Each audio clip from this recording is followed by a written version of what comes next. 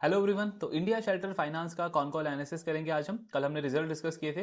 Numbers overall growth slow हुई थी company की, लेकिन उससे ज़्यादा जो कंसर्न या थोड़ा सा डर था मार्केट को, या नंबर जो खराब लगे थे वो थे इनके एसेट क्वालिटी के नंबर्स। तो जब से ये कंपनी लिस्ट हुई है तब से फर्स्ट टाइम हमने किसी एक पर्टिकुलर क्वार्टर में 30 बेसिस पॉइंट का इंक्रीज देखा था इनके एनपीए के अंदर। सो उसी पे देखते हैं मैनेजमेंट ने क्या आगे का आउटलुक दिया है, ओवरऑल कैसा पिक्चर बनना है इंडिया शेल्टर का। तो सबसे पहले वही एनपीए वाला पार्ट कि एक क्वार्टर में इतना ज्यादा एनपीए कैसे बढ़ गया कंपनी का। अभी इन्होंने अपने ओपनिंग रिमार्क्स के अंदर ही ना एक चीज बहुत अच्छे से क्लियर करी है। जैसे इनका आप लोन मिक्स देखोगे तो 55 से 60% जो इनका लोन है वो होम लोन है, और 40 से 45% जो ये कंपनी लोन देती है वो लैप देती है, मतलब लोन अगेंस्ट प्रॉपर्टी।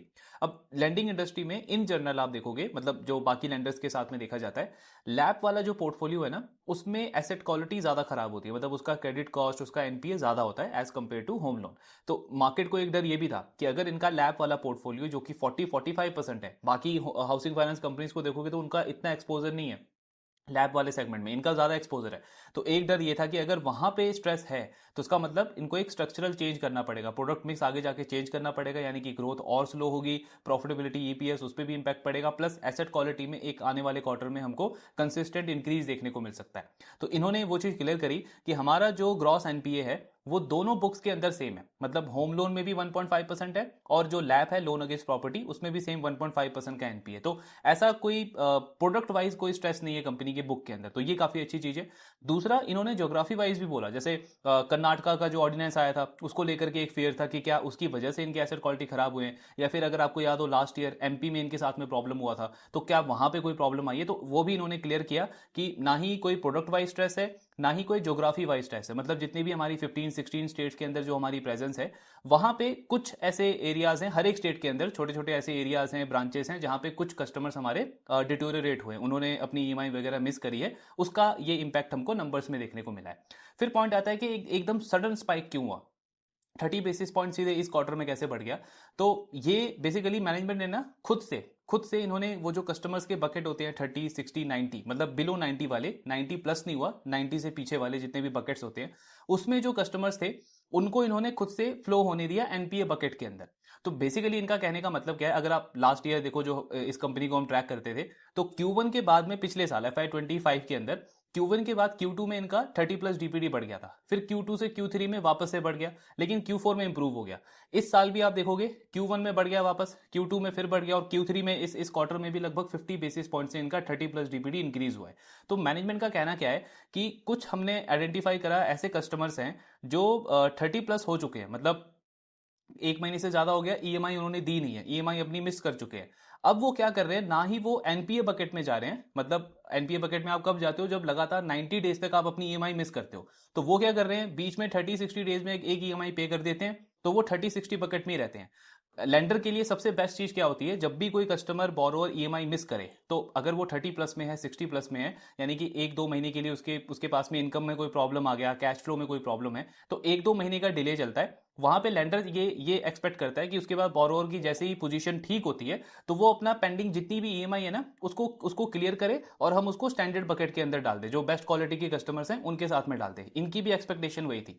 लेकिन ये कस्टमर्स जो हैं, ये 30, 60, 90 वाले, ये कंसिस्टेंटली अपने मतलब पुरानी जो ईएमआईज हैं उसको डिले करते जा रहे थे, मतलब बीच बीच में एक ईएमआई पे करते थे और उसी बकेट के अंदर थे। अगर आपको याद हो, हमने 5 स्टार का जो डिस्कशन किया था वहां पे भी उन्होंने एक इस तरीके का एक वो पैटर्न बताया था कि जो बोरोअर्स है ना उनका बिहेवियर काफी खराब हो गया है पिछले कुछ टाइम में। स्पेशली ये जो माइक्रो फाइनेंस का जो साइकिल गया है, तो माइक्रो फाइनेंस लेंडर्स ने क्या किया है, अपना राइट ऑफ किया है, बहुत एग्रेसिव राइट ऑफ किया है। और बोरोअर्स की एक्सपेक्टेशन ऐसी हो गई है कि हम 2-3 ईएमआई मिस करेंगे, कुछ टाइम के बाद जाके जो लेंडर है वो राइट ऑफ कर देगा और हमको ईएमआई नहीं देना पड़ेगा। तो ग्राउंड पे एक तरीके से ना, मतलब लग करके उनको एजुकेट करना पड़ रहा है, समझाना पड़ रहा है इन सारी चीजों को लेकर के।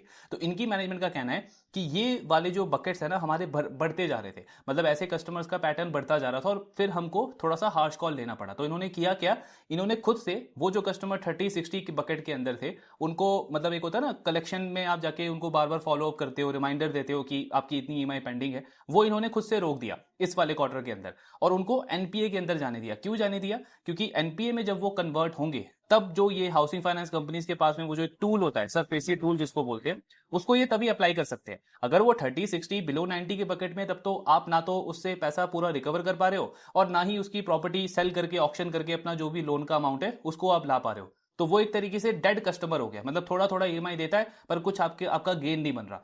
तो उसको क्लीन करने के लिए, अपने बुक को क्लीन करने के लिए उन कस्टमर्स को इन्होंने एनपीए बकेट में जाने दिया। अब वो एनपीए बकेट में जाएंगे तब कंपनी मतलब अपना वो जो लीगल प्रोसीडिंग है, उनके प्रॉपर्टी को सेल करना, वो सारा कुछ करना, वो कंपनी स्टार्ट करेगी सरफेसी टूल के अंडर। तो ये एक तरीके से आप बोल सकते हो सोची समझी इनकी एक वो चाल तो नहीं, मतलब एक स्ट्रैटेजी थी कि बुक को हमको क्लीन करना है, ये जो कस्टमर्स नहीं पे कर रहे, थोड़ा सा क्या बोल सकते हो उसको, इररिस्पॉन्सिबल बिहेवियर है, उनको हम एनपीए में डालेंगे और उसके बाद अपना ऑक्शन करके अपना लोन का रिकवरी कर लेंगे। तो मतलब कि कोई ऐसा सीरियस स्ट्रेस नहीं है, ना ही किसी प्रोडक्ट के अंदर, ना ही किसी ज्योग्राफी के अंदर।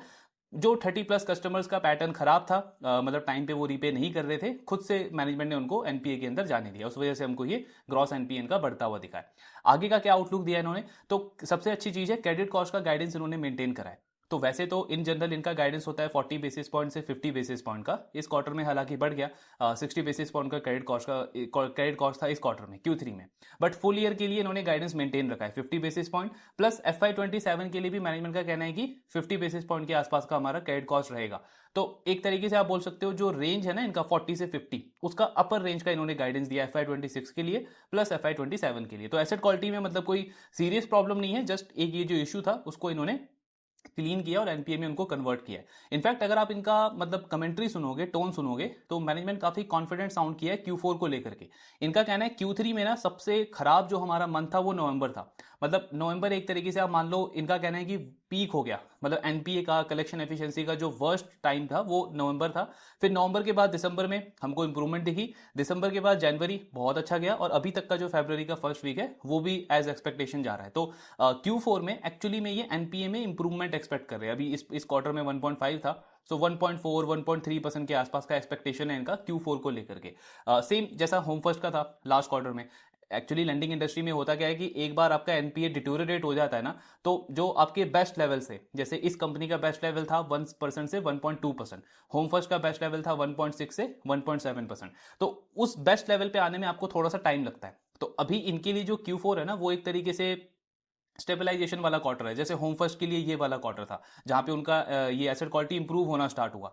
इनके लिए भी Q4 उस तरीके का क्वार्टर रहेगा। फिर आगे आने वाले क्वार्टर्स में मैनेजमेंट एक्सपेक्ट कर रहा है धीरे धीरे एनपीए हमारा जो पुराने लेवल्स थे 1.2 उसके आसपास आ जाएगा। तो ये पूरा इन्होंने आउटलुक दिया है एसेट क्वालिटी को लेकर के।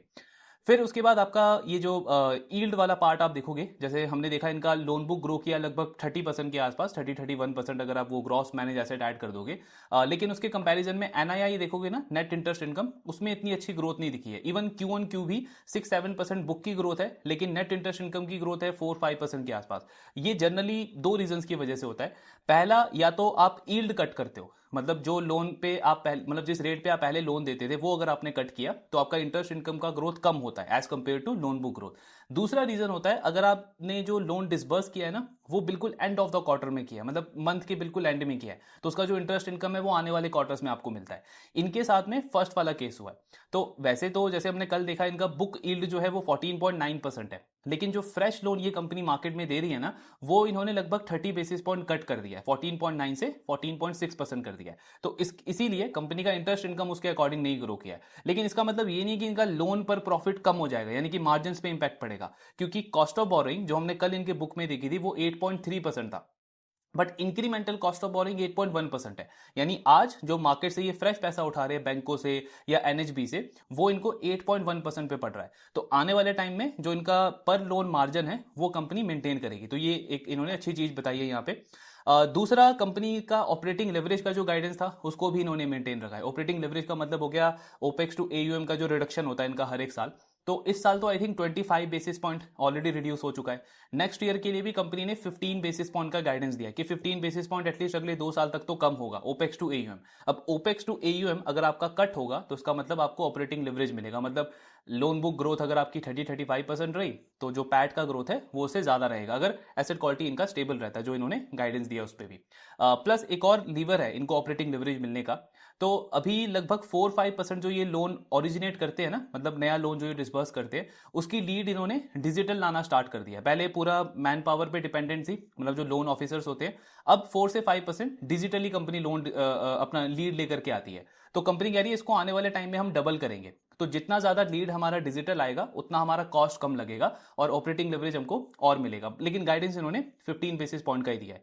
बाकी एक आप मतलब नेगेटिव, आई मीन मैं पर्सनली इसको नेगेटिव ऐसे नहीं लूंगा क्योंकि इन्होंने गाइडेंस वो पहले से दिया हुआ है, पर टेक्निकली आप बोल सकते हो गाइडेंस इन्होंने घटाया है। सो कंपनी का कहना है कि इस साल FY26 में हम 30% की ग्रोथ टारगेट कर रहे हैं अपने लोन बुक के अंदर। देन FY27 में भी हम सेम 30% का ग्रोथ टारगेट कर रहे हैं। अभी इस साल तो ग्रोथ कम ही रहेगी क्योंकि फर्स्ट 9 मंथ्स में आप देखोगे तो उनका डिसबर्समेंट इतना ज्यादा ग्रो हुआ नहीं है। उसका रीजन भी यही था कि जो ये कस्टमर्स कुछ थोड़े बहुत ऐसे पैटर्न शो कर रहे थे, मतलब टाइम पे पुरानी EMI पे नहीं कर रहे थे, तो मैनेजमेंट ने खुद से अपने डिसबर्समेंट को स्लो कर दिया। सो इस साल का भी 30% का गाइडेंस है, अगले साल का भी 30% का गाइडेंस है लोन बुक का।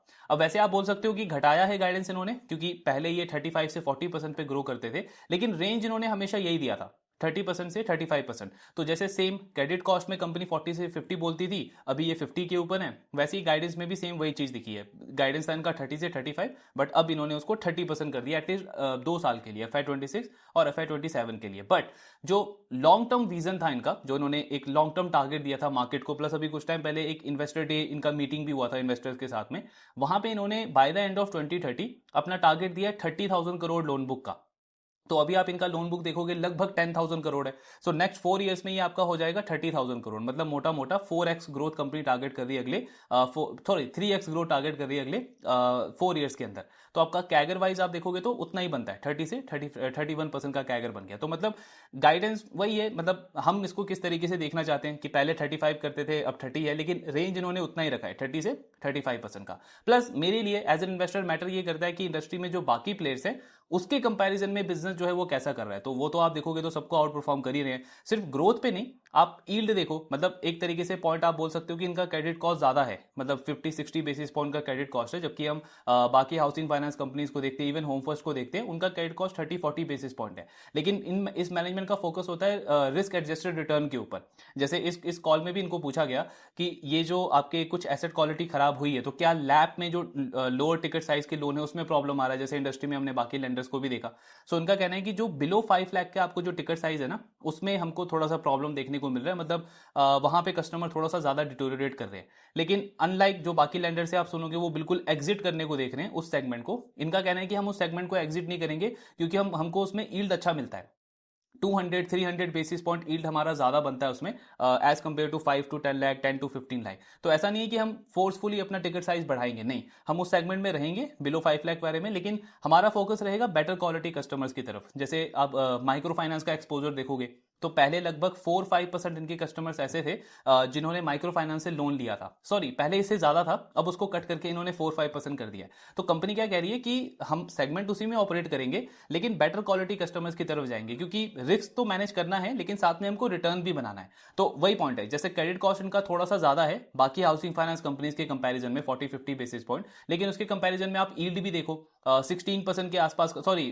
15% के आसपास का ये यील्ड बनाते हैं, और मार्जिन अगर आप देखोगे तो मोर देन 6% है। आई थिंक एक एप्टस आपको दिखेगा जिसका स्प्रेड काफी अच्छा है, लेकिन वो भी इस रीजन से क्योंकि वो एसएमई में लोन देता है, एसएमई एक्सपोजर उनका बहुत हाई है, वहां पे आई थिंक 18-20% का उनका यील्ड है। पर एप्टस का बाकी सारी चीजें देखो बहुत इनकंसिस्टेंट है, बाकी सारे मैट्रिक्स पे चाहे ग्रोथ हो प्रॉफिटेबिलिटी हो, इनका कंसिस्टेंट इन्होंने नंबर्स रिपोर्ट करे हैं जब से कंपनी लिस्ट हुई है। तो उस पार्ट पे अगर हम देखेंगे बाकी सबको आउट परफॉर्म करते हैं। प्लस आरओई 17% का आरओई है इनका, और अभी नियर टर्म में कोई इक्विटी रेजिंग का प्लान भी नहीं है, तो आरओई आपका यहां से और बढ़ना चाहिए आने वाले क्वार्टर्स के अंदर, और साथ में आपका ऑपरेटिंग लेवरेज मिलने का स्कोप भी काफी अच्छा है। तो ओवरऑल अगर हम देखें इंडिया शेल्टर का डील अच्छा लगता है। प्राइस टू बुक भी आप देखोगे 2.8-2.9 के आसपास है, फॉरवर्ड अर्निंग के बेसिस पे मैं देखूं तो 2.5-2.6 का प्राइस टू बुक बनता है। इनफैक्ट अगर हम इसको एसबीएफसी से भी कंपेयर करें तो भी काफी बेटर इसके प्रोस्पेक्ट लगते हैं, क्योंकि एसबीएफसी का ग्रोथ टारगेट है ये 25 से 30% के रेंज में, लेकिन आरओई उनका कम है, इंप्रूव जरूर हो रहा है लेकिन इंडिया शेल्टर से कम आरओई पे वो ऑपरेट कर रहे हैं 15% के आसपास। क्रेडिट कॉस्ट उनका ज्यादा है, लगभग डबल का फर्क है, 1.2% का उनका क्रेडिट कॉस्ट है, इनका क्रेडिट कॉस्ट आप देखोगे तो अभी बड़ा है लेकिन फिर भी 50-60 बेसिस पॉइंट के रेंज में। तो और वैल्यूएशन वाइज भी एसबीएफसी 3+ के प्राइस टू बुक पे, इनका प्राइस टू बुक आपका 2.5-2.6 पे आता है। तो अगर मुझे एक वो क्या बोलते हैं मतलब सिक्योर्ड लेंडर के साथ में प्ले करना है, और हाउसिंग फाइनेंस में तो हम देख ही रहे हैं अफोर्डेबल हाउसिंग फाइनेंस में डबल डिजिट ग्रोथ एक्सपेक्टेड है आने वाले सालों में भी, तो उस कैटेगरी में बिल्कुल फिट बैठता है इंडिया शेल्टर।